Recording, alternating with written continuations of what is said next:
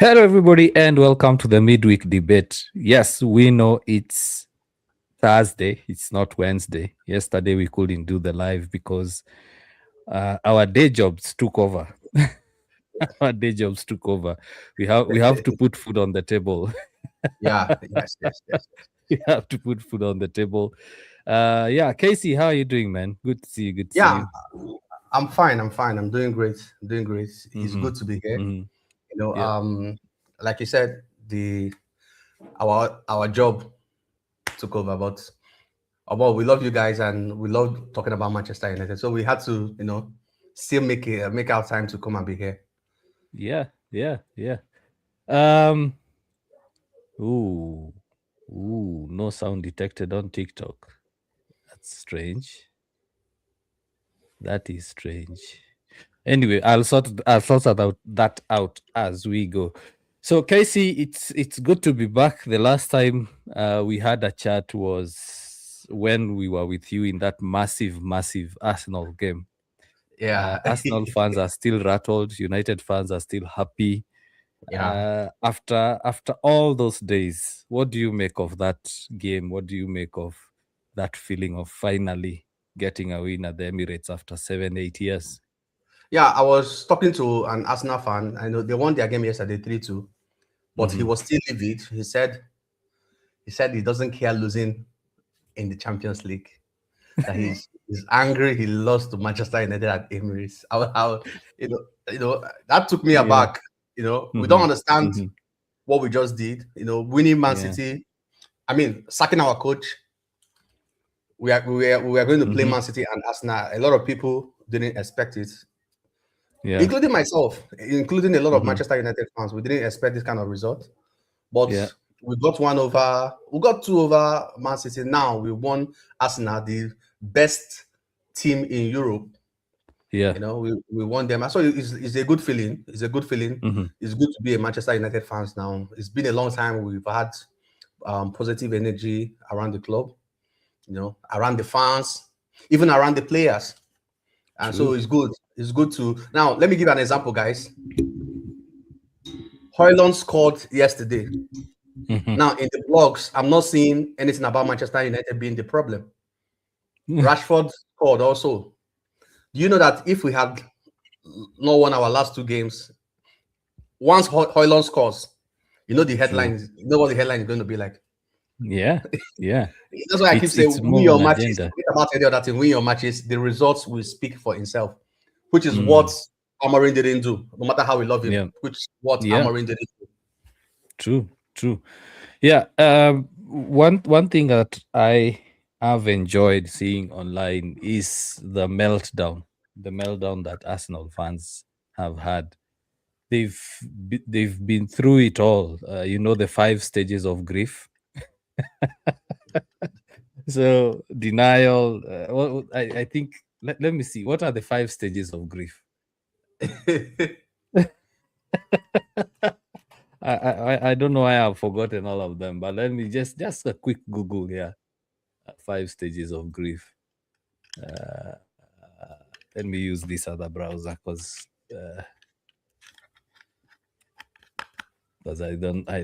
I've done a screen grab on TikTok. So 5 stages of grief: denial, anger, bargaining, depression, and acceptance.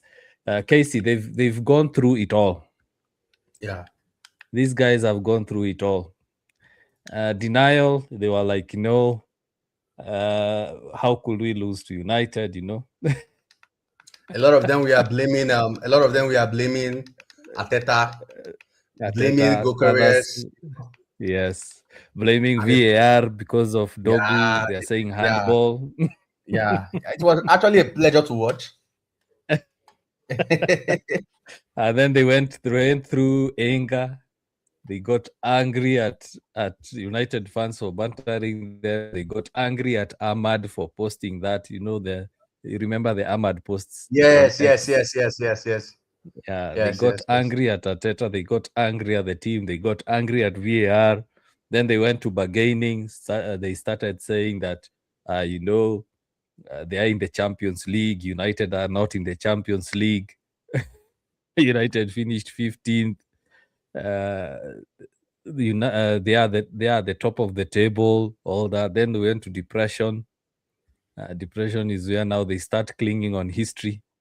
Yeah. Uh, you know, and then now acceptance. Some of them have accepted and actually said, yeah, well, at the end of the day, United won. So it was good Yeah. to see them go through the five stages of grief. Yeah. It's good. It was good to see them, and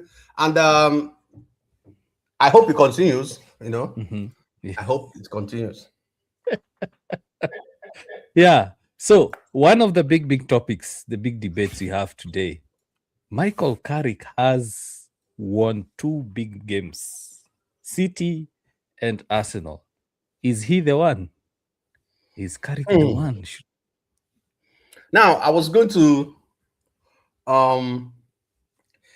to make a video about this earlier Mm-hmm. Mm-hmm. because Roy Keane said anybody can win two games, Mm. but we know anybody cannot win two games. Now we didn't just win two games. We won against Pep Guardiola. Yeah. We won against Man City, Mm-hmm. the reigning champions. No. Okay, sorry. We won against that UCL champions. Then we Yeah. won against the best team in Europe, Arsenal. Mm. So it was not like we won against West Brom or Portsmouth. You understand? And Yeah. no matter what we say, whether it's Manchester United is always good against big teams, you have to give Yeah. kudos to Carrick. True. You have to give him kudos. We have to give him kudos because now Mm. Mm. I would say he knows Manchester United. He understands what the club wants. He understands the media. I was telling somebody the other day that I don't think Carrick will answer any wrong question. Why? He's Manchester United media trained. He already knows Yeah. how to. He already knows what to answer them.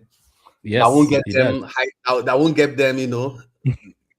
Give them the headlines. Yeah. Yeah, because Yeah. what happened with Amorin or Ten Hag is that they are not used to. So why are you asking me all these questions? They are not Mm-hmm. used to it. So we are all human beings.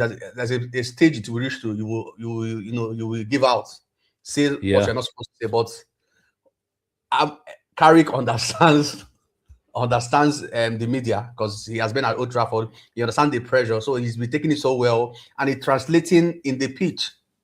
True. It's translating in True. the pitch. He started off from where Amorin left off. Mm-hmm. A lot of people say they don't want to give Amorin kudos. Sorry, I'm talking about Amorin. A lot of people said they don't want to give him. A lot of people say they don't want to give him credit. Mm-hmm. He Mm-hmm. did some of. He didn't just come and start disrupt everything. In as much as we are playing No. back, in as much as we are No. playing back for, you know, Yeah. Yeah. yeah, he just a little changes. He's Mm-hmm. still playing most of the things Amorin is playing, just a little changes.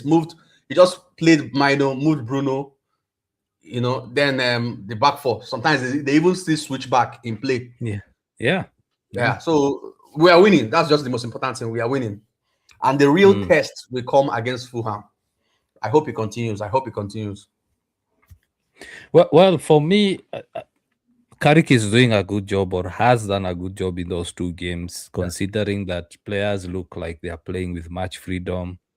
They have um, they have that sort of excitement. You can see that they're excited to play games. It's like they're Yeah. looking forward to play the games. There is that feeling that it's positive again. There is that positivity that United can make top four, and who knows, push even higher, probably third place. So Carrick, the difference between Carrick and Amorim is, for the longest time we've been saying, Amorim has been playing players not in their best position. His formation, he had to select people who could do the job, but Yeah. not do the job perfectly, right? Like Bruno, he had to play as an 8 to allow Bumo and Cunha to play as 10s. But now Carrick coming in, that has changed. And of course, there are casualties similar to Amorim's formation. There are casualties that will not get to play. For example, the last two games, Sheshko has not started. Now, when we decide to start Sheshko, it means either Mbumo or Ahmad is sacrificed. If he Yeah, continues playing Mbumo as the forward, then it means Sheshko is sacrificed. So, regardless of that, the key difference I've noted is he's got them to play what we say or what we call the United way, yeah, doing whatever it takes to win a game. If guys want to describe DNA, United DNA, that's one of the ways to describe, or one of the examples to describe United DNA is United winning in whatever way it takes. yeah, Attacking, not being afraid to attack, not being afraid to concede a goal. You remember under Sir Alex Ferguson, he used to say, if they score 2, we score 3. If they yeah, score 4, we score 5. You remember that famous Tottenham game? United were 3-0 down at halftime. And yeah, then second half, they scored 5. yeah, So it's also that courage. Carrick has that courage to say, we are going for the win. You remember when the game was at 2-2, he made positive changes. He brought on Cunha, he brought on Sheshko. What we saw under Amorim is he would have brought on a defender. yeah, And those are one of the key differences. So I would say, yeah, if he performs well, yeah, consider him for the permanent job. But for me, what I would like to see is we stay grounded and we see how we play against teams like Fulham, Tottenham, West Ham. They're coming up. Those the two teams we've played, City and Arsenal, play a different way. yeah, They like having more of the ball. They like attacking more. They like controlling games. Now United are going to meet teams that will sit off. They will allow United to have the ball, yeah, and United won't have that sort of quick transition play that United are well known for. It's part of the DNA we keep saying.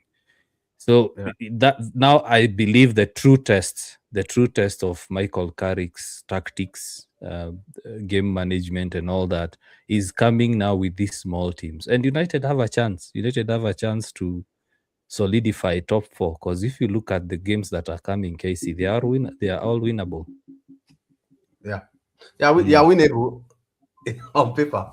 yeah, They are winnable on paper. But like we said, we always turn up against big teams. That is not taking anything away from the team, away from yeah. Carrick, from his Mm, setup and everything. But now there is something I noticed. I don't know if Mr. Willie, if you're here, just drop something. I wanted to, UKG. I wanted to. He's an Arsenal fan. I wanted to bring him up like 5 minutes. Just talk to him about the game that's review. okay. But I don't know if That's he's here. okay. Let's just drop on the chat. Let me send you the stream invite so that you can just come up on 5 minutes. He's an Arsenal Yeah, fan. yeah, Yeah. So what I wanted yeah. to, Send an I wanted, invite. Yeah. yeah, I wanted to say something about with three shot on target, 3 goals, right? Mm-hmm. Now, I might define it as efficiency. Mm, If we play Arsenal today, it's not Arsenal will allow us that kind of space and time again. yeah, Because yeah. you can't play 3 shot on target and score 3 goals. It won't happen True. again. You Yeah, understand? So it's efficiency. Yes. I'm looking at it from another angle. You understand? Mm-hmm. In looking at it, I'm looking at it from another perspective. Can we sustain that against Fulham? Now we are efficient with 3 shots. We did it, but can we do it against other teams? It's tricky. Casey, the way teams like Fulham play is they have everyone defending in the box, not Yeah, outside the box, in the box. They throw bodies. They'll make sure they put up a wall such that you can't even get shots outside the box. It will be a very, very tricky game. I'm not saying a difficult game to win. I'm just saying it's a game that they will need to actually come up with tactics. The good thing is, Carrick has an experienced backroom staff. yeah, The guys that he has, they are good. They are good enough. For example, the assistant head coach, Steve, he's good.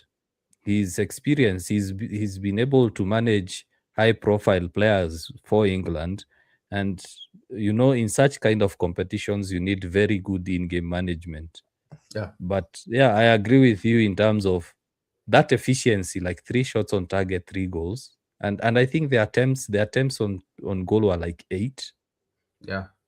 So I'm trying to pull up the stats. But yeah, for me, I want to see how United play, especially against Fulham, and more so, we have to consider that there are protests before the game. So will that Yes. affect the team? Yes. I was talking to Kimi, so because he said Mhm. something, I told him that uh, um, now there is talks about Kobe new contracts. I, I Mhm. hope these people are we actually go ahead with that protest because these Glazers they know how to navigate things like this. Now we've won 2 games. Yes, Everybody's hyped. yes, Everybody's happy. Now, yes. Kobe, the future, new contracts. Everybody might be hyped Mhm. and say, okay, let's not do Mhm. protests. Let's look at this. Let's look at these people. Let's see what they want to do. Mhm. You know, at the end of the day, even to sign players, we might end up not signing anybody, even with Dogu's injury. You know, they True. will just keep throwing tomorrow now. Fabrizio will post about Kobe Mino's contract. Contract. Next tomorrow, Fabrizio will post it. Or still will post. They will keep doing this till the transfer window will close. Mhm. You know, Mhm. this I hope Mhm. they go ahead with the protest. But like we said, it is not just if you want to do protests that will really hurt Glazers, avoid buying Mac, avoid you know, ask for refund if you've paid for the stadium. Yeah. Ask for a refund because if you walk about and still go and watch Fulham's game, I don't know how effective that I don't even know how effective that protest is going to be. You know, you're not For really hurting them. I wish I was in Manchester. Sorry, I'm adjusting my camera a bit. It Okay, keeps okay. tilting. Yeah, I wish I was in Manchester over the weekend. I would have joined those protests. Because what I've seen the Glazers do, and I think I've mentioned it before, they basically INEOS and the Glazers, it's like they have bots. It's like they have bots online.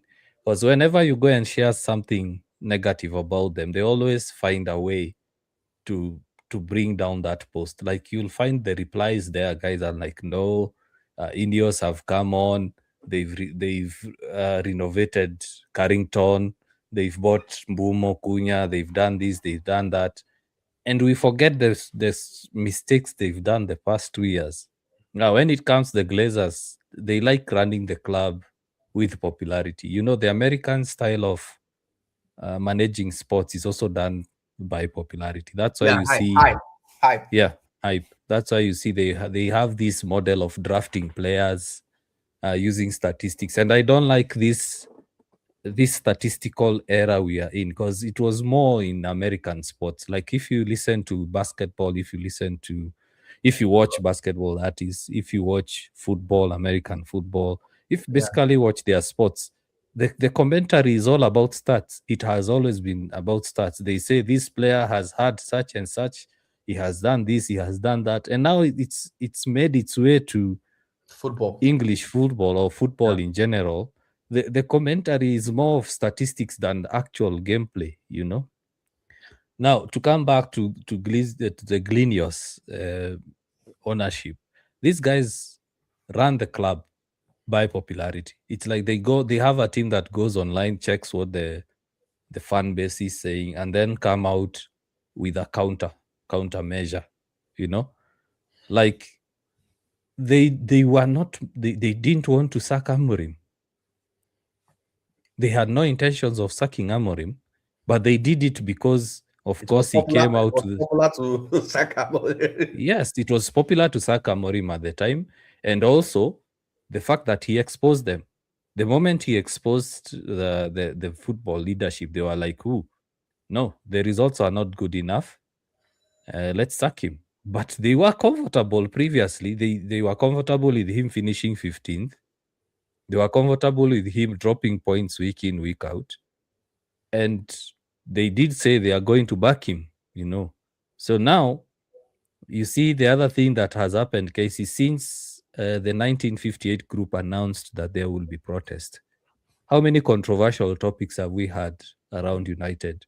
We've had the topic of Rashford coming back uh, over the weekend on Sunday and on Monday, and also Tuesday. We had reports of Greenwood. They want to bring back Greenwood. Now, as you've mentioned, the Kobe Minu contract. Then all of a sudden today, the whole day was about United are going to delve into the market or might delve into the market late because it's ending in 2 days. Yeah. It's all a distraction. Yeah. If you look at the amount of news that has come out this week, it's all a distraction. Yeah. You know, Yeah. with them launching this new training kit, it's like, come on, guys, we already know what you are doing. Kimi is saying a lot. Yeah. Kimi is saying a lot. Kimi, see, um, we are trying to improve the stream, the midweek debate. Okay, so what we'll be doing is, maybe 2 minutes. If you want to say something, you just come up and say it. You understand, and contribute to the life. It will help us to. Sometimes we'll talk. We don't even know what to say again. It will True. make it more interesting and help us too. You understand? So, chat me or UKG if you want to come up. Like, but we'll put a countdown so that we don't Yeah. waste a lot of time. We'll put a countdown. If you want to say something, you are typing a lot. Just send me a message on TikTok or send UKG so that he will send you Yeah. the invite. So you just come up and say what you want to say so that we'll keep it interesting. Thank you. Because I don't have my phone with me, so okay, yeah, probably you just send me. can. I can send it to you. Yeah. Yeah. Just send me now. Let me send you. Just send me a message. Let me send it to you. Okay, Okay. he said I can break it. Let me send you the distance. He's typing a lot. Yes. Mind you, the initial loan was at 700 million pounds. United have paid over 1.5 billion debt servicing. We are in the world. He's typing a lot. Kimi is a Yeah. specialist in Glazers out. Yeah, they need to leave. They need to leave. As you're sorting out Kimi, let me read some of the comments on TikTok. Kevin, is good to see you. You're saying Carrick has formed the bond between him and the players, which I think it's a good thing as a coach. Yeah, That's true. That's very, very true. But with that comment, Casey, there's one thing we have to give credit to Amorim for doing. Amorim came in and broke player egos. He broke player power. He showed players that you are supposed to play, the head coach or the manager is supposed to manage games. And you look at the way United are playing right now, it's very different from the way they were playing under previous managers. Right now, the United team are working harder, they are fighting harder, they are running much faster, they are covering many kilometers. Like Kobe, the last 2 games, has covered the most distance, And we used to say Kobe can't run. Amorim used to say it. We saw it. Amorim said it. yeah, And now yeah, he's doing it because you might find that Carrick has come in and told him, hey, this is actually true. You need to run harder. We don't know whether yeah, that's what he was said, but we can see yeah. a change. So, I think also communication too. yes. Probably like we said when we talk about Amory, it's not like most. We're not saying 100% of what he did. Of course, he was wrong in a lot that he did. You Yes. understand? So Yes. probably communication. I can tell you, maybe Carrick tell him you need to do this. Yeah. Amory will tell him you need to do this. I think it's two different things. Probably the Yeah. manner of approach and communication. One to Mm. uplift, one to Yes. yeah. So Yeah. probably that's Uh, why. as you said, there's a way someone is there. People correct someone else in different ways. Kimi is here. Uh, we'll allow him to come in, and as we finish, as he's setting up, I like the shirt, Kimi. I Yeah, like the shirt. good evening, guys. Yeah. Even we said no more buying Manchester United neck. You are wearing. Look at what you are wearing. It's an old one from Okay, 2017. old one. Yeah. So Casey, what I was saying is the way people correct other people or the way people communicate with each other when it comes to making a point of correction, it's different. There are guys who will come and say, hey, look, I know you're trying your best, but I'd like you to improve. That's person one. Person two might come in and say, I don't like what you're doing. I need you to improve.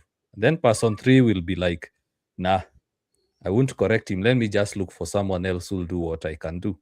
So to me, Amorim sometimes was in those two personas, number 2 and number 3. Like he will tell you, hey, I don't like what you are doing. You need to improve. Or when he sees you're not improving, he kicks you out and goes for the next best option. But Yeah, with Carrick, it seems like even the reports we've seen this week, with Carrick, it's like he calls someone, he tells him, hey, look, I understand this you're trying to work hard on this, and I know you can do it better. So basically, positive criticism. Yeah, doing the same thing but in different ways. In Manner different of ways. yeah. Yes. Carrick, So Carrick has to get the best out of those players in a very short space of time. I don't think he has time to actually give Yeah. them tough love. He just wants results in the short term. So what Amorim was doing was he was building something. Carrick is just here to get results. So I don't think he's even in a position to question the players. Look at what Arbeloa is doing at Madrid. He takes the blame for everything. He just tries to babysit these players to get results and to move on with his life. I think that's what Carrick is doing. And working the treat. Sure. So Kimmy, the protest will be this weekend, and I think we were chatting earlier. I told you that probably the hype is, Menu this, Menu that, plus the Manchester City win and Arsenal win. Do you think the protest will go on, or it will be that serious, or have any effect?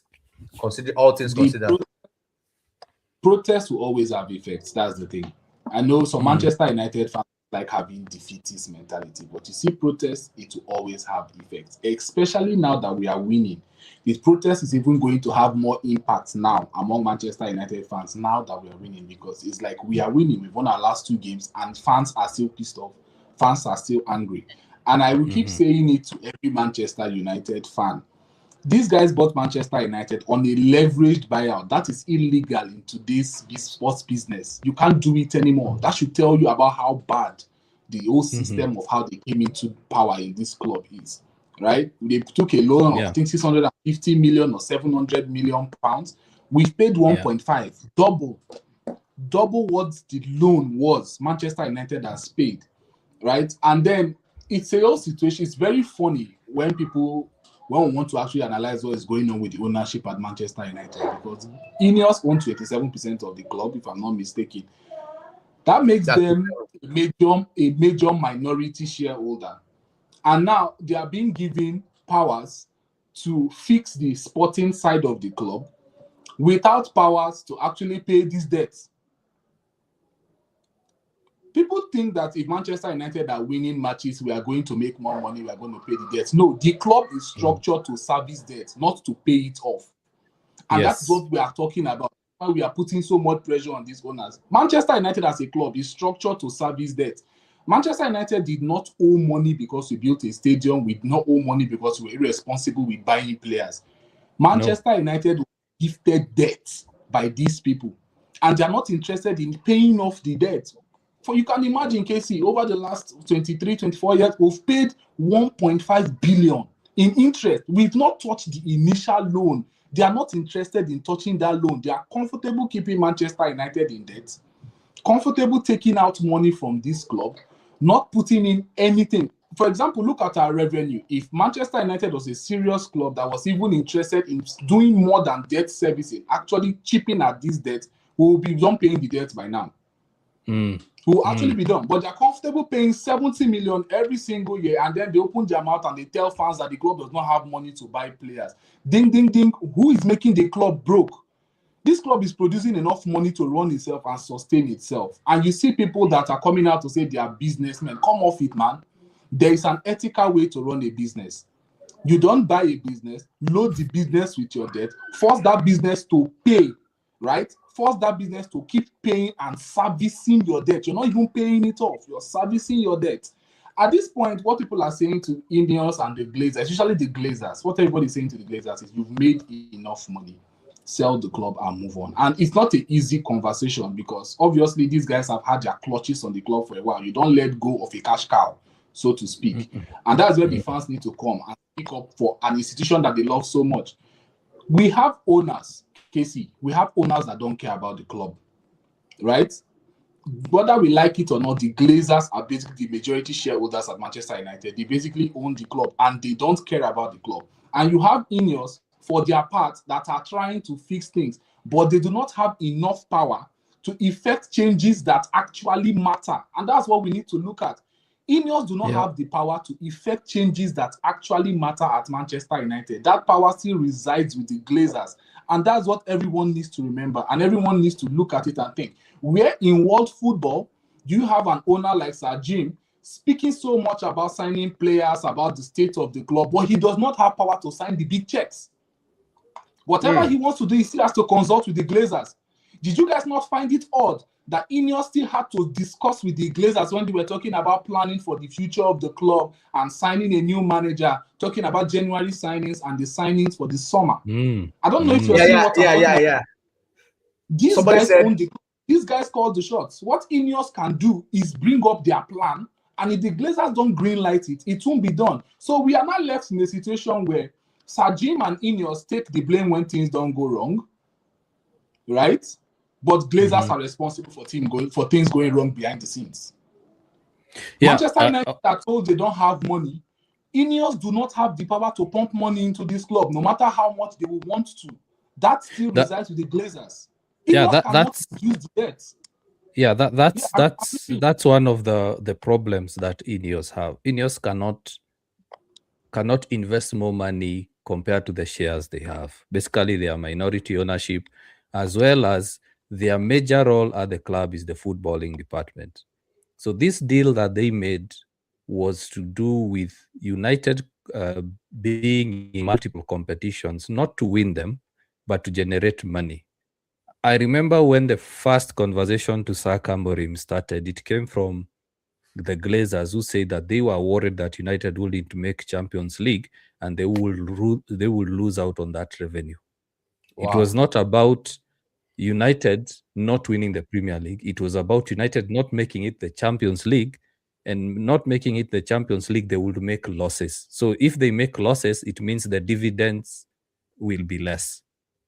So it had nothing to do with football. It had nothing to do with football.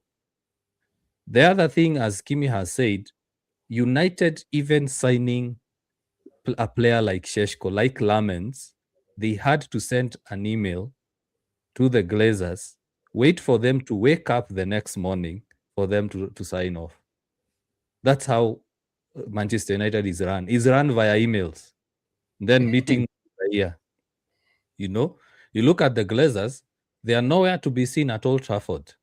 You look at the Chelsea owner, you look at Man City's owners, the Liverpool owners, they're always there watching games. Whenever they are having poor performances or not, they are there in the director's box watching matches. I agree with Kimi totally in the sense of United is a cash cow. It's not a football club. It's a business club. United looks like a sports club, like the ones we have where guys pay subscription to go to gyms, to go play tennis, or to go play badminton and all that, you know? So the protests will have an effect. And I like what Kimi has said in the sense of they will be more effective because United are in a positive mood right now. And it will show the owners that we don't really care about the short-term dopamine effect. We worry more about the long-term strategy. You look at a coach like Amorim, if he had the right set of tools, the right environment, United will have progressed way quicker. You look at how City moved from a small club to a big club. It happened in a span of 4 years, guys. 4 years. They had Mancini, they had Pellegrini, they had Mark Hughes. 3 managers. What happened now when Pep came in? They propelled. Right now, they are above United in terms of revenue generating, in terms of sporting ability. But United, it's all about money. They care less. They care less about United winning titles. They care more about United making money. And, I have this feeling, I've also seen a lot of guys speculating the same. It's like they are pushing for the stadium to be rebuilt so that when they sell United, the value will be much higher. So if the value is much higher, they'll get a huge payout. I think that's why they are pushing for the new stadium. I don't think they are pushing for the new stadium because Old Trafford is old, leaking, and has rats. Anything is possible. Yeah. Anything is possible. So I think it all comes down to the question we need to answer is, so the protests should go on regardless of whatever is happening now. The 2 games, like you called it, the short-term dopamine effect. Regardless of anything happening in the club, the protest should still go on. Yes, the Absolutely. protest should. Yes, Okay. Kimi. Yeah, absolutely. The protest should go on because if you look at why the 1958 actually called for the protest, it was not because we were losing matches, right? It was because this ownership has not communicated properly with the fan base. For decades now, Manchester United do not communicate.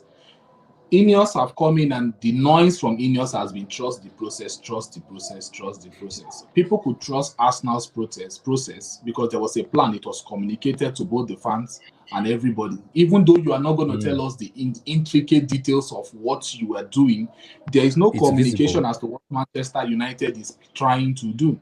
I think what UKG said is facts. Manchester United seems to us fans as a club that is being steered towards the Tottenham Hotspur kind of model.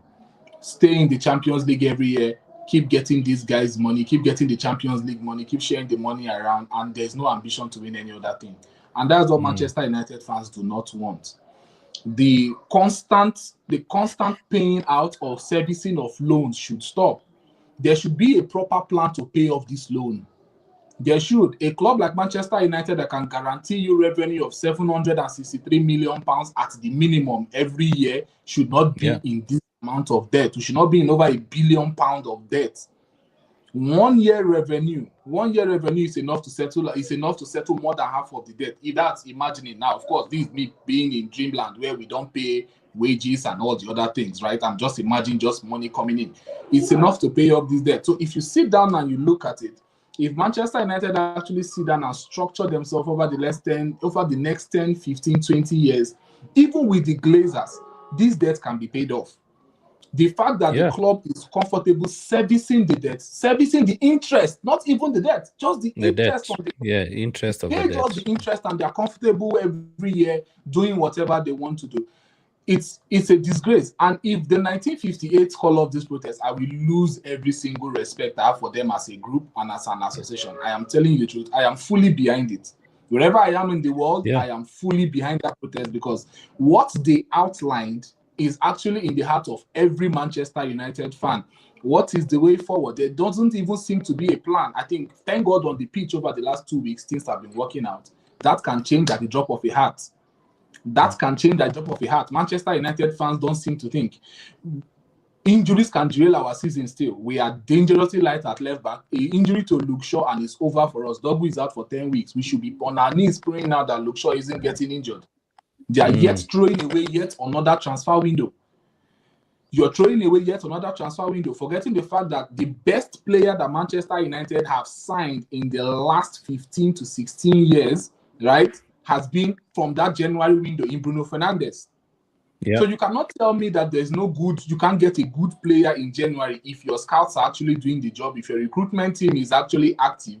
You as a sporting director cannot tell me your club, you don't have a short list of players that are available for a decent fee in January, right? And even if the players are not available for a decent fee in January, why not do what you're planning to do with Semenyo? Sign a player that you normally want to sign in the summer and push that transfer forward to January. Give this club a chance to actually achieve what you're talking about.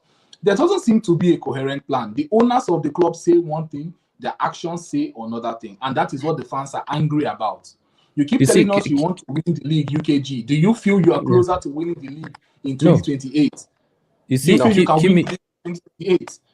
No, Kimi, we want to win the league in 2028. At the same time, I want to give guys a raw perspective, an unfiltered perspective.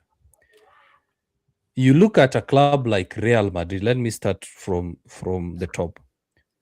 United used to be at the top with Real Madrid, Barcelona, United. They used to keep changing hands. There's a time Real is number 1, Barcelona number 2, United 3. There's a time United is that, and we're speaking about the money league. You're speaking about the money league. So you find United go to top, and then Barca, let's say second, Real third. They kept changing like that. Over the last 21 years, the two clubs have maintained. And remember, Barcelona have had a financial crisis for now 4-5 years. 4-5 years. And the club is still profitable. And they are not riddled in debt or with debt like United. So you look at Real Madrid, they have a new stadium. they've redeveloped the Bernabeu. You look at Real Madrid, Barcelona, Camp Nou is redeveloped.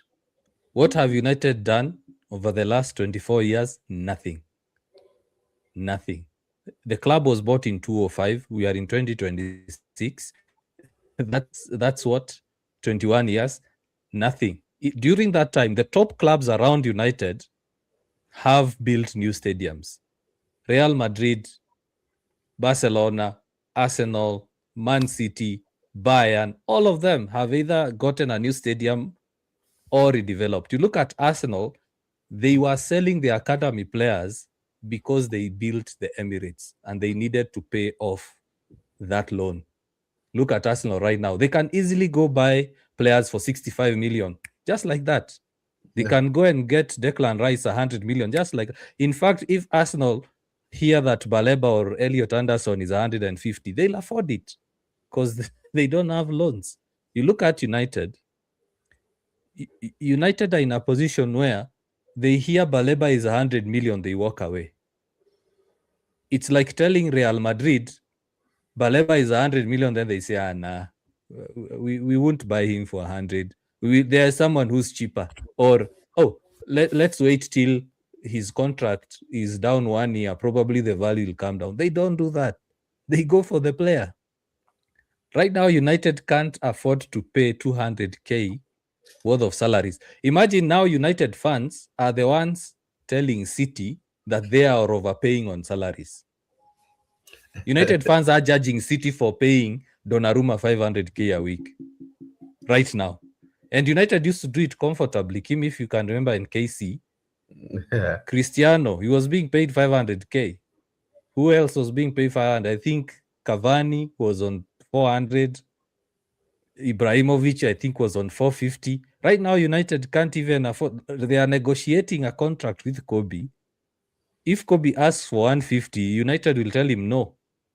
So let me ask, if Real Madrid come and tell Kobe, okay, run down your contract, we'll give you 600K comfortably. So United right now, it's all to do with money. INEOS can't come in and say we will service the debt or we will pay off the debt, because INEOS, if you look at Bloomberg, if you look at the business news, INEOS are also struggling. INEOS are looking to sell Nice. They're looking to sell Nice. They're struggling financially. With all this carbon credit stuff and carbon emissions and all that, we know that INEOS, their core business is energy. What's happening to them? They are losing money. So the protests, for me, I support them. But at the same time, I would like to call on United fans, especially the match-going fans. Yes, I know you are scared of losing your season ticket, but the only way to have an effective protest to push these owners out is to hurt them. And you touch what usually makes them keep their presence at United, and that's money. So Kimi and Casey, assume United fans say, we are not going to buy season tickets next year. Let the stadium be empty. Like the way AC Milan did. But now the fans are scared because they know when they miss the match, they scan the ticket. They know that they'll be told, oh, we've taken your season ticket away. And my last point regarding those protests is, I don't understand this notion that guys who are outside Manchester or outside UK, we don't have a say when it comes to the protest or voicing our concerns regarding what's happening to United. I've seen United fans being divided in a cause that all of us need to be on the same page. Guys have been riding on agenda so much, such that now they start bringing in an aspect of racism. Oh, you guys are from Africa. You don't understand what it takes. Yeah, I've been a Mancunian for X years. Like on my X profile, I had a guy who says he's been supporting Manchester for the last 43 years. So I don't understand anything regarding what's going on in the club.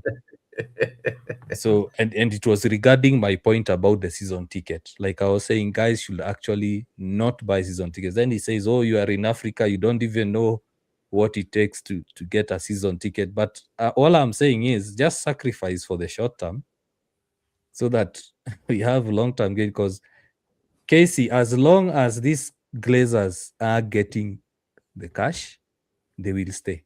They will stay. We have to hurt them. We have to touch where it hurts. And where it Yeah, hurts is revenue, yeah, I agree with you. generating revenue.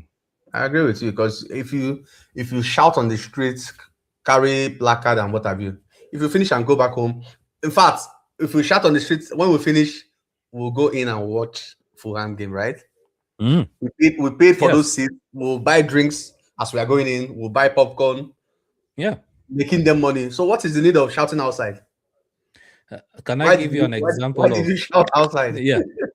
You Shouting guys are outside is going to sorry? create an awareness. It's actually Yeah. about creating an awareness. But I think that's the first step. Shouting Okay. outside is an important step. It gets the word out. It gets even those that are not too interested. I think I made some posts on my TikTok page, and I've had some actually interesting engagement with some Manchester United fans about the situation of the club in my DMs. A lot of them did not even see things that way. So a lot of the times, part of it is getting the word out there to some Awareness. United fans that are not Okay. even seeing the situation as bad as it is. They're actually just looking at Arsenal and City and they're happy. So it's part of it, just getting the word out there for people to say, oh, this is what is happening at our club. Wow, we need to be involved. We need to understand what's going on. So the Okay. protest Yeah. is a stage of it. I think it will grow later if enough people are behind this awareness raising program. Then you can now start talking about stop going to stadiums, stop buying their merch, stop putting money in these people's pockets, chase these rats out of the club. Yeah, and that's actually what I wanted to say, Kimi. You've taken the words out of my mouth, and I wanted to use an example of Kenya. I'm sure you guys have seen the protests that were in Kenya last year, or basically the last 2 years. They started that way. They started with small protests, awareness campaigns, guys looking at the finance bill, analyzing it point by point, making it simpler for everyone to understand. And then the protests grew to a point where everyone in the country was protesting about how the government is using money. So as Kimi has said, for me, the 1958 group lost momentum after they had that very successful protest last time. If they had carried it on from that time, right now probably things would have been different. The other thing is, as much as yes, the 1958 are trying to organize this protest, as I mentioned, United fans are too divided. They are too divided. You find if you go to the 1958 page, you find some comments saying, "Oh, you guys, you called off the protest," or "You guys, you only protest when United are not performing well," all that. But at the end of the day, the problem still persists. United are in deep debt. Right now, if we look at United, we are in danger of becoming some of the biggest clubs in the world that fell off. One good example is AC Milan. Leeds was a very big club back then. Blackburn was a big club. Nottingham I Forest. remember, Nottingham Forest. And you see, Nottingham Forest have come up because they have a new owner, although he's meddling too much with the football. You look at all those big clubs. They were big clubs in Europe. They were big clubs. Even Aston Villa was a very big club in Europe. Yeah. But what has happened? Poor ownership model. You remember Derby County and the issues they had? There's another club that was folded recently, I think in 2023. I can't remember the name. There was a club that was folded. They had to go back. They were playing in the championship, got relegated, went to League 2, League 1, League 2. Then all of a sudden the FA said, hey, we are deregistering you. So they now play Sunday League football, trying to come up. You look at this club that is owned by Ryan Reynolds. What's the name of the club? Wrexham. Look at Wrexham. Wrexham, yeah. Yeah, Wrexham is owned by an American actor, and slowly they are being promoted. Slowly they are coming up. Very soon you might see them probably in the next 5 to 10 years. Wrexham might be a regular in the Premier League because of good owner good ownership. Invested in the club. I think I see Yes. what Kimi is trying to say. I didn't think about it. That's why I said different perspective. I didn't think about it like that because I was looking at it from the angle of the protest. Because we know Glazers, they know how to turn the fans and use those hype for their advantage. But Kimi said something very important, very very key. It's not really about if you count one before you count two. So the first step is getting the voices out and creating awareness. Some people might not be aware that, okay, this is actually what is happening in the club. So when you do the protest, you have created awareness. Some people might come to the station and they see you guys protesting. They'll be like, what are you guys doing? You know, But when we create the awareness, then we can now start, talking about boycotting and all that. Let me throw another perspective, a spanner in the works. It's not that people don't know what's going on. It's not that. I told you, the INEOS group, the Glazers group, they have had a very successful destabilization campaign. I've told you, when you go to pages that actually advocate for these guys to come to sell the club, you'll find out of 10 comments, 6 or 7 of them are discrediting the posts. Let's say, like I've said, I'm from Africa, I'm from Kenya. I post something like that. You'll find guys on my comments coming out to say, you are from Kenya, you are African, you don't understand anything about United. Let the guys who have grown up watching United protest. So what does that tell me? Yeah. Stay off, Then you find that someone else comes and says, oh, but United is winning. Oh, but United have spent 250 million on... I'm sure, Kim, you've also seen such comments. Like, United have spent 250 million in the transfer window. Why are you guys protesting? That's this desensitization. Everyone knows, trust me, even rival fans say United is one of the worst run clubs in the world. But now what happens is there is a division. You look at a club like Sporting, when they were going through a rough patch before Amorim came in, do you know what they did? The entire fan base went to the training ground and chased away the president. They chased away the director of football. They chased away some of the coaches and players. You look at what happened to Marseille and Lyon. The fans asked for the microphone. I don't know whether you guys saw that video. They asked for the microphone and they spoke out. They were giving their opinions. And I like one of the things that, was it Stratford Post's Sal? Was it Sal or someone said? We need to have the owners go to the center circle of Old Trafford and sit down and listen to the fans. Which will never happen. Which will never happen.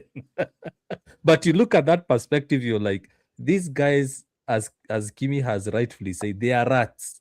A rat, you might have food on the table, but it usually goes for your important documents in the wardrobe or in your storage.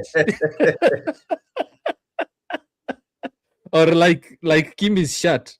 It won't chew on that old shirt. It will chew on that shirt. So it's the thing. These guys are chewing away the best parts of the club. And I'm telling you guys this. Expect United to be hiring and sacking managers simply because United are not making it in the Champions League. It's simple as... It's not about winning. Even that 2028 stuff they keep saying, it's not going to happen.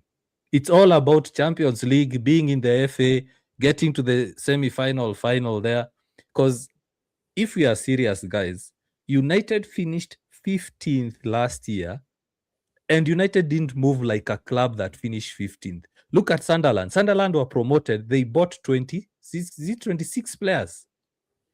26 players.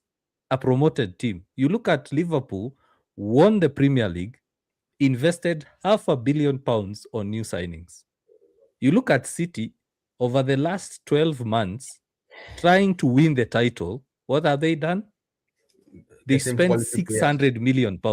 But United, that finished 15th, spent £250 million on 4 players, and then now guys are coming out to ask, but why are you guys protesting?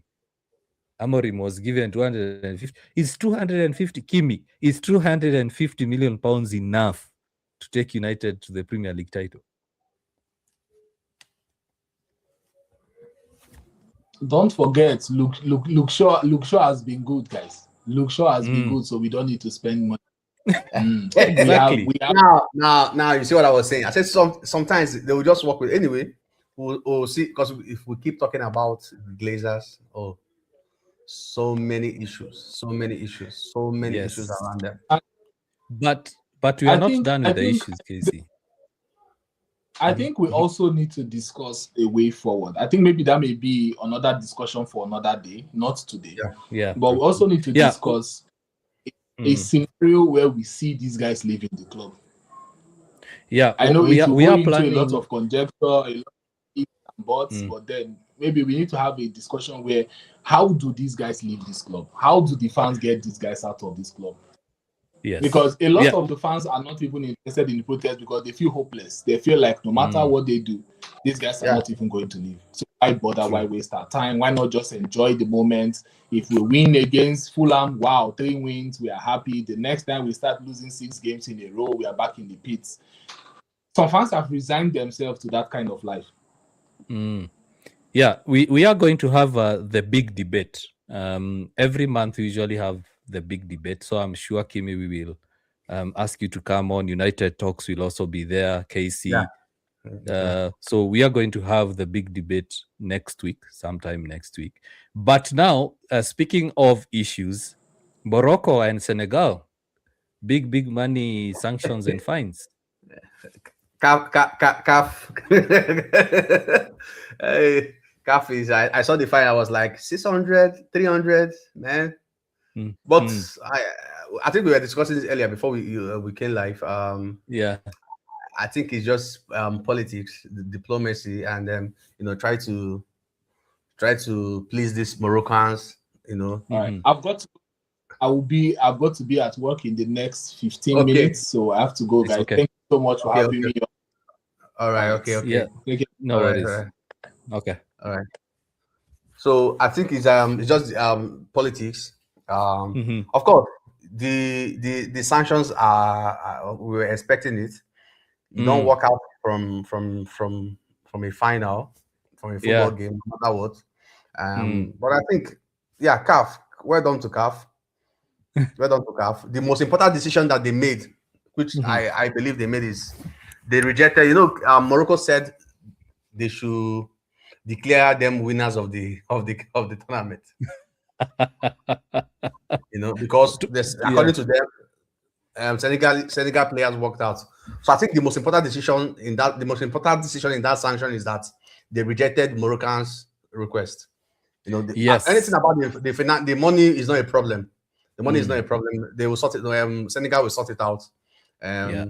This person will sort it, and they won't miss World Cup. That's the two major thing there. No player will miss World Cup, and the Senegal remains champions.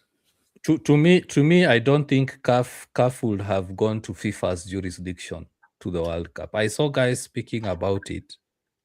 Let me bring this back so that at least we discuss before we go through the news. So I was saying, I saw guys appealing to FIFA to take action, appealing to FIFA to not. You saw Nigerians. Yes, mostly Nigerians. Yes, but we have to understand that was not a FIFA competition; it was a CAF competition, and FIFA cannot step into another partners or one of the how will I call it? How are they called? They have a name. It's like, let's say if the Euros, if it happened in the Euros, FIFA can't step in. Because UEFA now have jurisdiction, and FIFA now act as the escalation point or the appeal. So in case Morocco and Senegal are not happy with the decision, then they appeal to FIFA, the sports the sports arbitration department. So to me, I think this is more of how will I say? It's more of a diplomatic decision rather than a fair decision.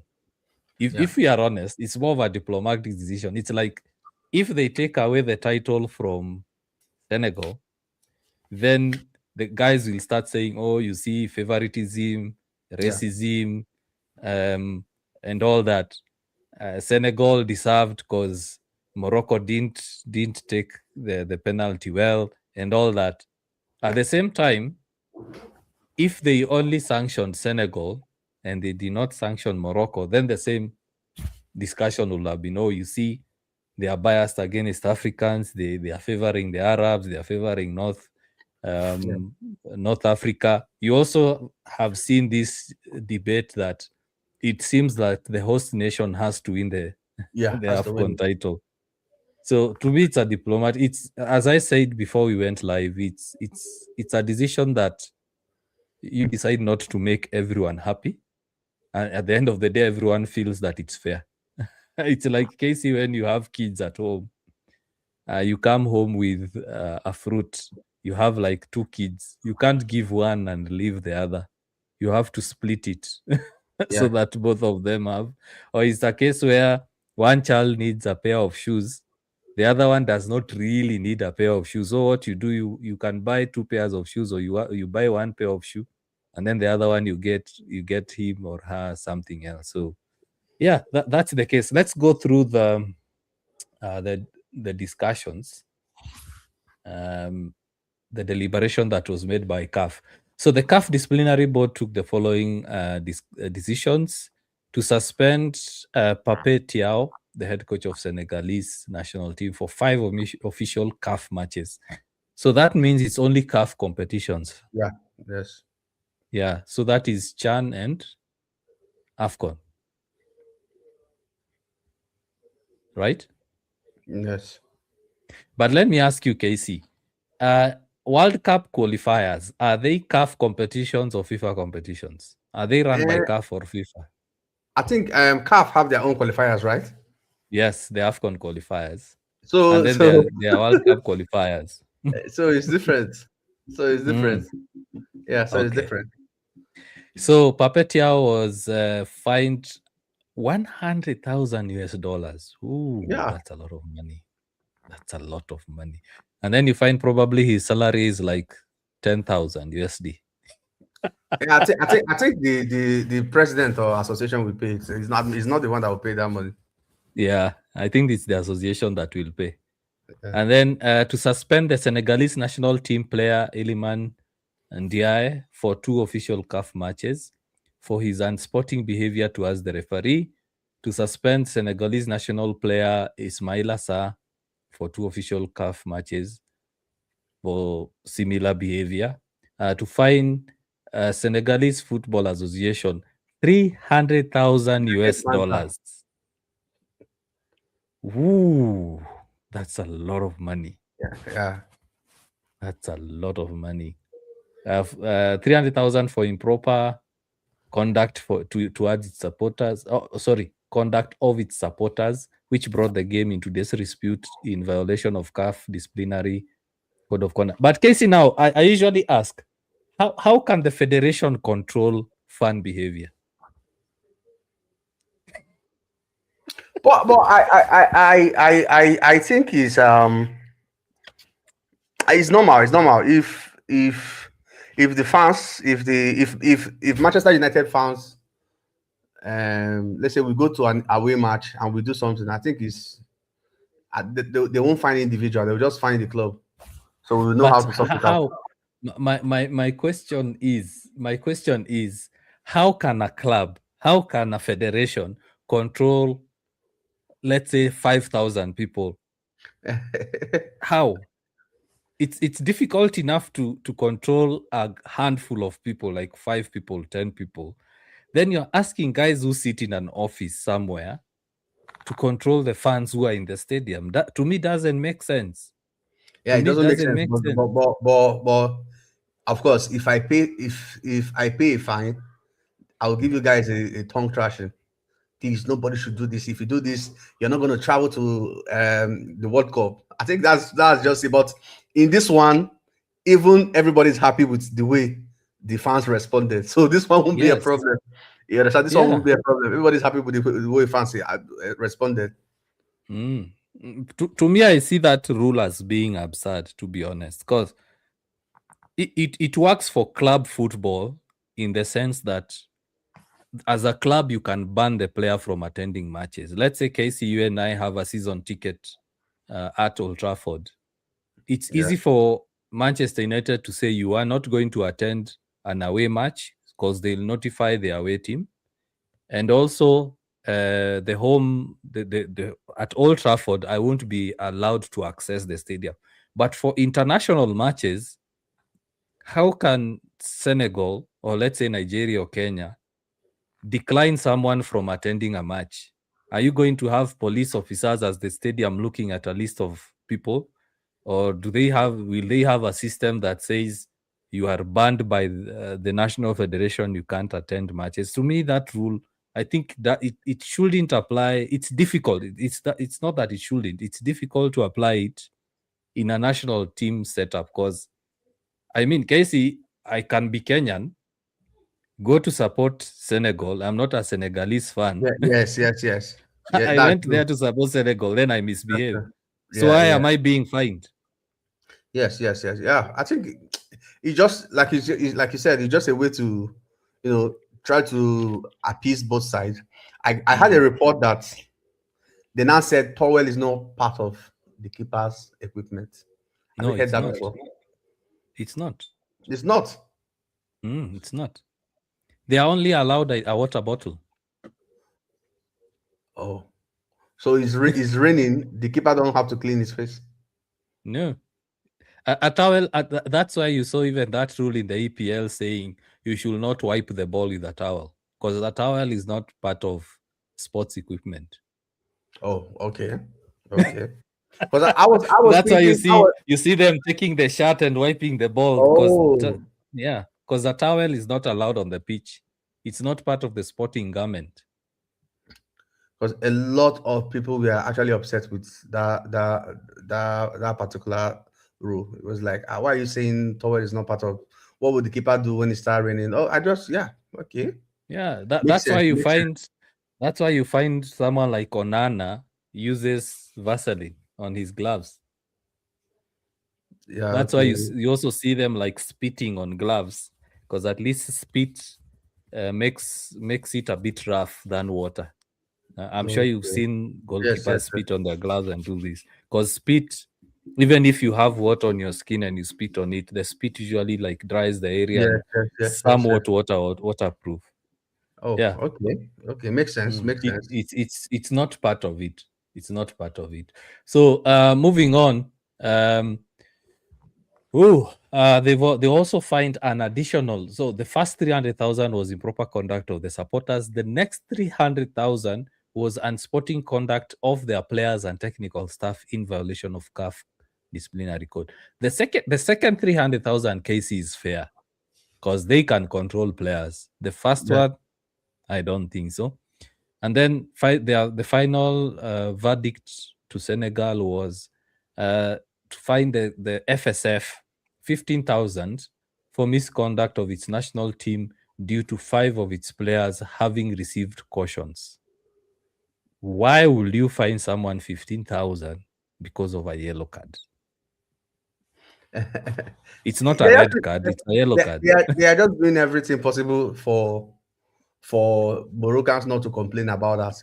I think the ones that I agree with was for, I think, 2 players is Ismail Issa and one other guy. He did a sign to the referee that he collected bribe. He did like this. Yeah. That he collected bribe. So that one is okay. Yeah, like the Ndiaye fine, the Sa fine, the fine on the coach, Papetiao. Yeah, those 2 fines are fair.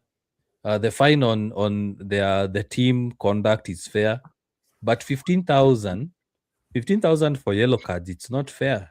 Yeah, it's not fair. You and then the 300,000, the additional 300,000 for fun conduct. No. Anyway, now moving on quickly to Morocco, because we need to end the live. The Morocco national team player Ashraf Hakimi has been suspended or will be suspended for 2 official CAF matches, with one of these matches being suspended for 1 year from the date of this decision for his unsporting behavior. I didn't understand that decision.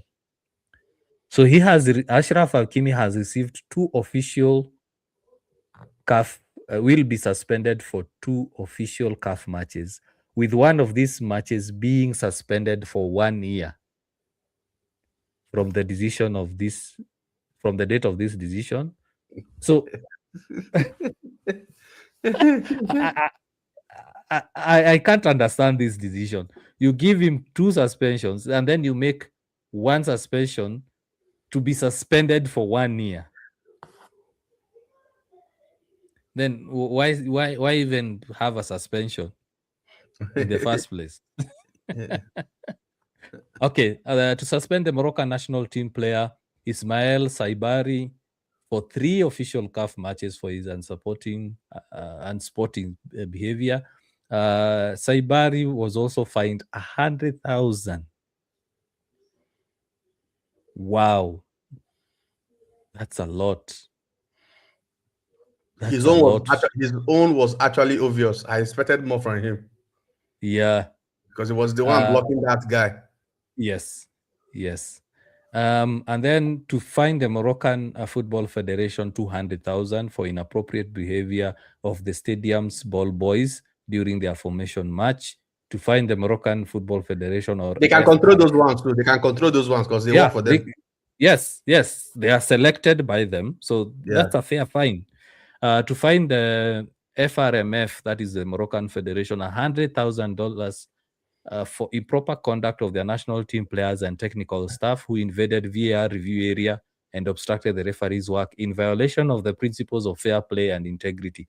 Now, Casey, this is where it gets interesting.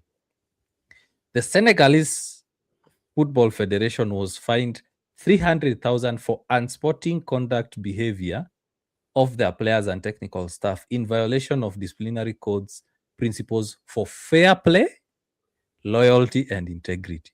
300,000 for violating principles of fair play, loyalty, and integrity.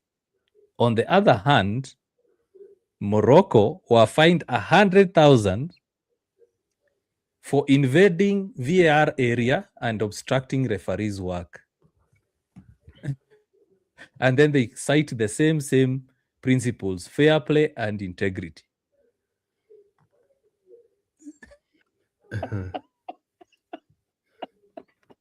The most important thing in all this is that at the end of the day, Senegal are still the champion. Yeah, that's it. And to read the last one is, of course, 15,000 for the use of lasers by supporters during their formation match. That's fair. That's fair because the stadium security should check whether these fans have lasers. So that's fair. They can control that. So, Casey, finally, the last point. We still have around 15 minutes. Are United deviating from their key strategies? We see them giving Kobe Mainu, or want to give Kobe Mainu, a huge contract. At the same time, their strategy to sign PL-proven players, it's like it's no longer there.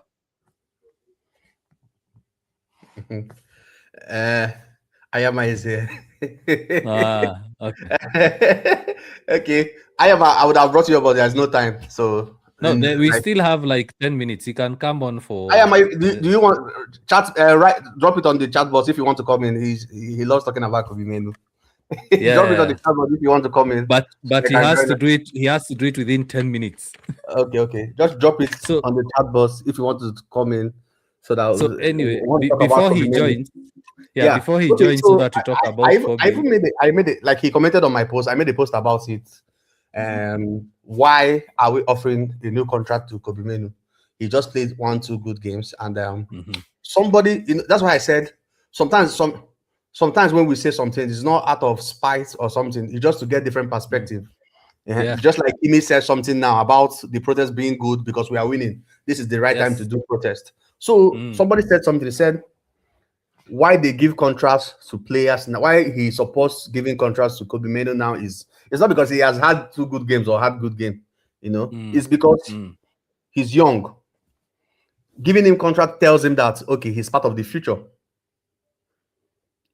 You understand? Giving him contract now means you are telling him, we believe in you, we see you as part of our future. And he cited Pogba as an example. He said that will also help him to develop too. It's not because he has played spectacular. He will solve our midfield problem. Let's give him a new contract. No, it's because you are seeing him. This guy is not yet there, but let me tell him. You are telling his agents, not even him. Yeah. you're telling his agents that yes, Casemiro is part of Manchester United's future. So let's offer him a new contract. So it's now depend on the negotiations. Because where I had issue was offering him big amount of money. Now we are now worried about our money. Before we don't used to care about money. No. But because of the way these people have run our club, we are now worried about who we are offering what to or how much we are offering them. So in the negotiations, they can actually look for a way to, okay, let his money be increasing based on incentive. If you can get this so number of assists, if you can get so number of play time, you understand? Yes. Yes, you understand. So they can work out. I don't want to talk about the financials. They can work out the financials and the incentive, the way it will favor Kobe and the way it will favor the club. But the most important thing is that, because I was against it, let me just be frank, I was against it. But the guy said, even Ayama said it also, that he's young. Let's give him contract to tell him that yes, we believe in you. You know, Yeah, we believe in you. You are part of this club future. Yeah, as well as locking him down on, with a contract, a long-term contract, let's say a 5+1, also guarantees that United will make profit in case a club wants to buy him. You know. Yes.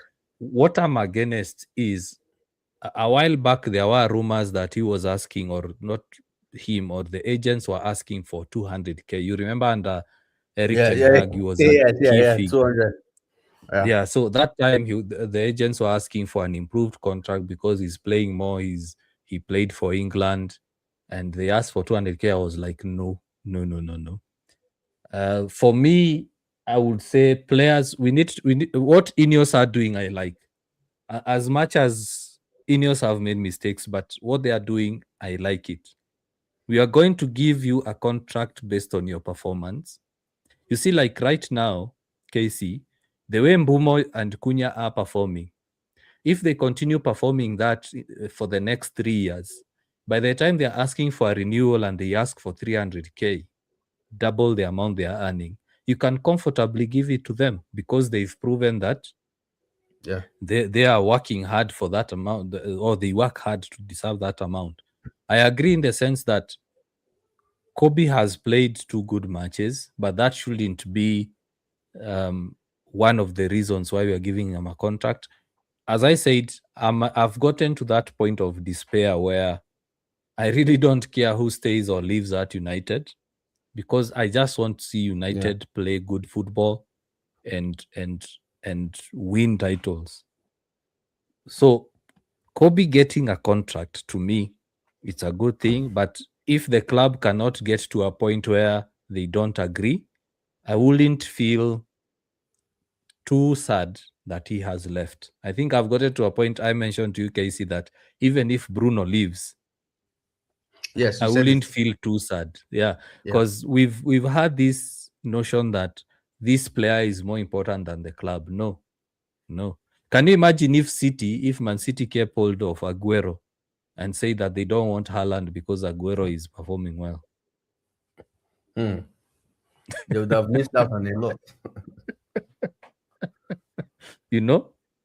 Yeah, you look at Carrick. Do you know that some players have played with Carrick and they are still at the club?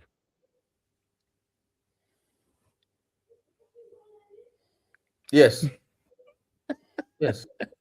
And we haven't replaced him. So to me, anyway, Kobe, I'm happy he's getting a new contract. I hope it's sensible, because he deserves, basically, case if United are going to give him like 100, 120, he deserves, because Kobe is earning 20k. He's earning 20k.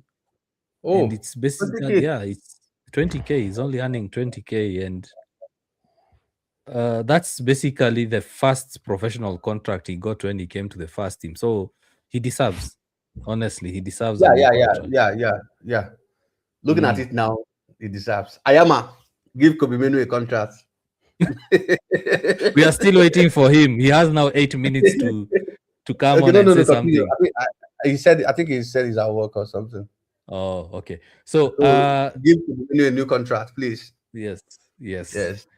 But now this strategy of now United looking away from PL proven has recently come up yesterday and today. We know that they were going for Premier League proven players. We've seen them go for Cunha and Mbumo.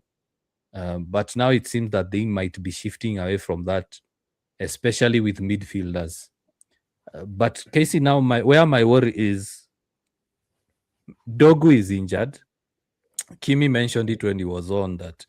Let's pray that Luke Shaw does not get an injury because Dorgu is injured. Now, the other question is, in case Cunha gets injured, God forbid, who should play on the left? Or should United go into the transfer market and try to sign someone? For example, Sterling is free. That wouldn't be bad. Ooh, you'd go for Sterling. No, alone. Alone. Till the end of this summer. But alone. he's a free agent. So it wouldn't be alone per se. No, I don't want Sterling in my club more than 6 months. I don't want Sterling in my club for more than 6 months, even if he wants to come. Okay, on that left, there are a lot of good players. Lukman is free. You know, Ademola Lukman. Lukman, Nigeria, Atlanta. Yeah. Okay, it's not free, but he wants to leave. They have agreed. Your Monday. That I don't know how whether Man U will still be going for African players. I don't know if we are still going to be going for African players. Yeah. But we need to do something for that wing. Except you might want to trust the academy boys. You know, like I said, if your team is performing well, it might actually affect you. Probably put Mbuemo and try to pay Shelesi with Ahmad. I see Mbuemo playing that wing, playing that left. Then Cunha 9. Yeah. Or Cunha Sesko 9. Cunha can play the 9 and Sesko can play the 9. You understand? So I see them doing that. You understand? But like I said, I said something that this is now where we will know if Carrick can, because I've seen a lot. He knows how to manage. This is now the time to manage the team very well. You know how he reacts to Dogo's injury. You know how he arranges the team and manages the team. This is where we know if yes, he can manage the team very well. If you're going to sign players, we will see. If we won't sign, if we can manage what we have to get the best possible result, yeah, I'm okay with it. Yeah, but if we are honest, United only have 15 games over the next 4 months. And I think there is a period between March and April where I think a 5-week period or a 4-week period where United are only going to play 3 or 4 matches. So now it's a question of, if United, yes, go for players, is it worth it?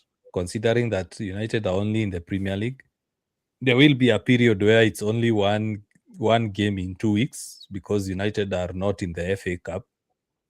And then also, it's you look at the flip side, United are 1 or 2 injuries away from having a really, really bad end to the season. Because you look at Joshua Zirkzee, right now he's injured, yes. Probably the club might sell him if Roma or another club come in with good money. Let's say if Roma come in with 35 million or 30 million, they might tell Zirkzee go. You look at the academy players, it's a good opportunity to have them come on. For example, Chido coming in, but at the same time, we don't have a lot of games to play.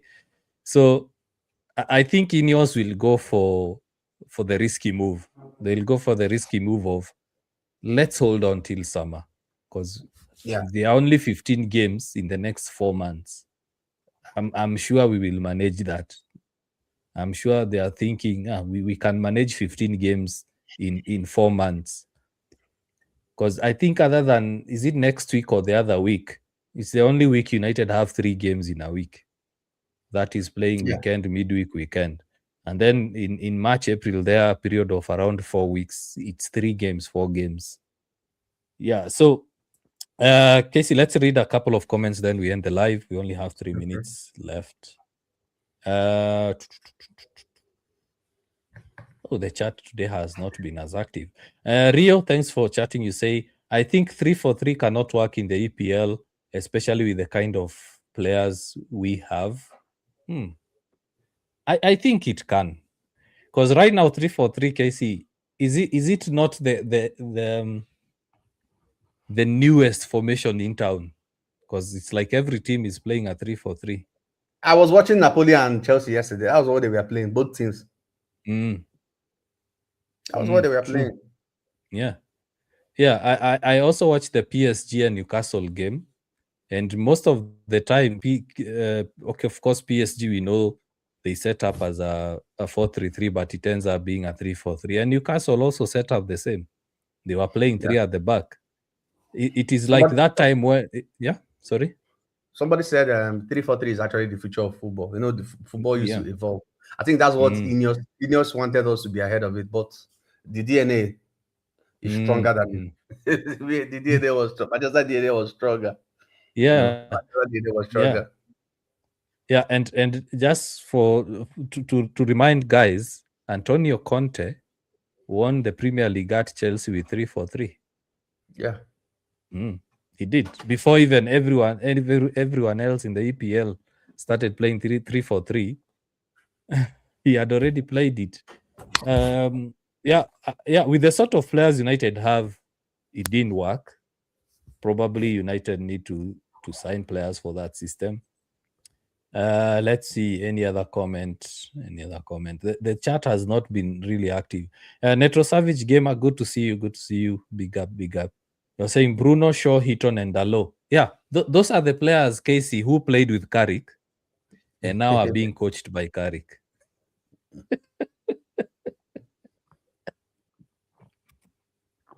Even Casemiro. Did Casemiro play with Carrick? Yeah, I think the final season played briefly with Carrick. Interesting. It's like, can you imagine Company going back to City? Which players will he find he played with? No. I can only. Can I think of anything? Yes. Stone. John Stone. And maybe what about Bernardo? Did he play with Bernardo? Okay.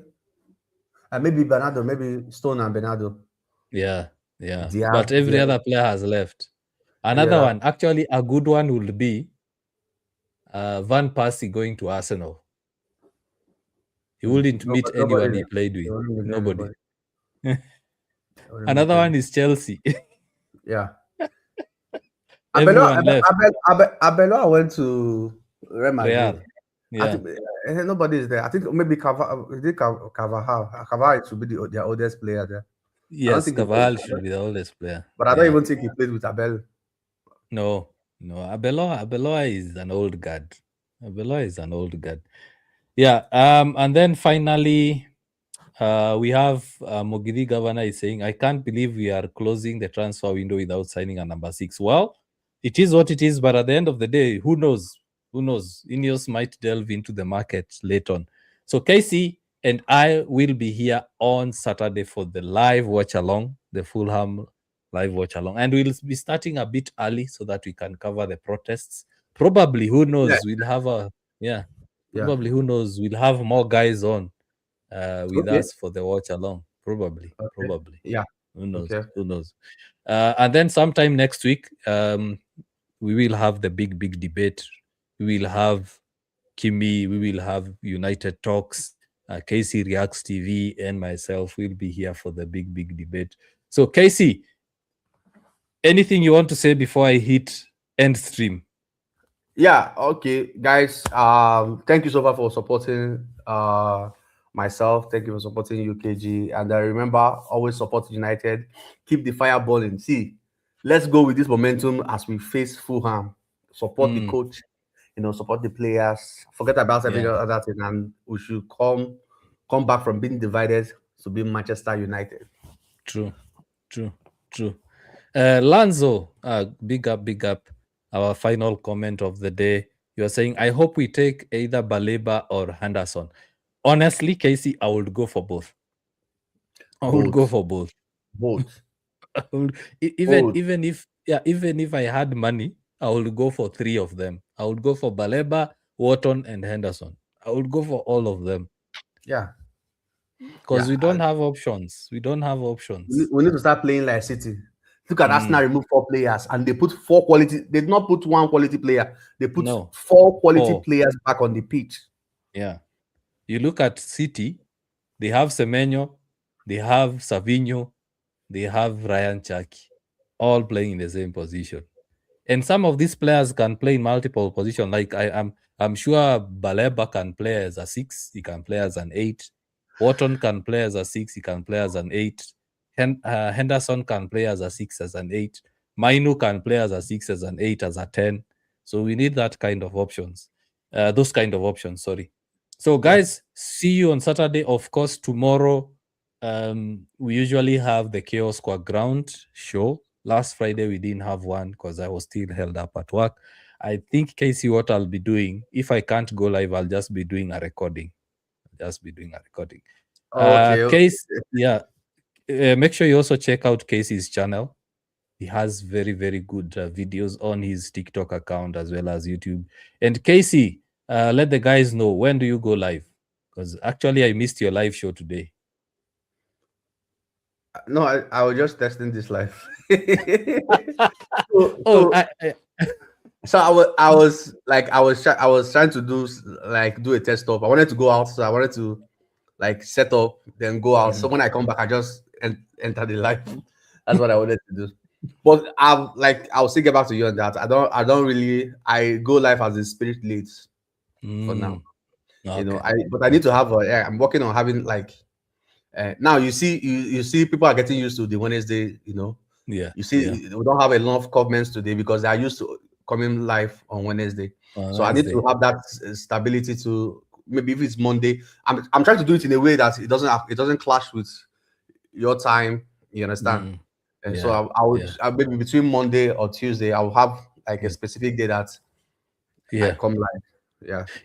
And thanks for mentioning that. I almost forgot. Also at UKG we are changing the time to go live. So instead of going live 9 p.m. Kenyan time, we'll be going live at 8 p.m. Kenyan time. So from now on, the lives will be at 8. So Casey, man, you need to sleep. See ya. All right. Bye-bye, guys. Yeah. All right.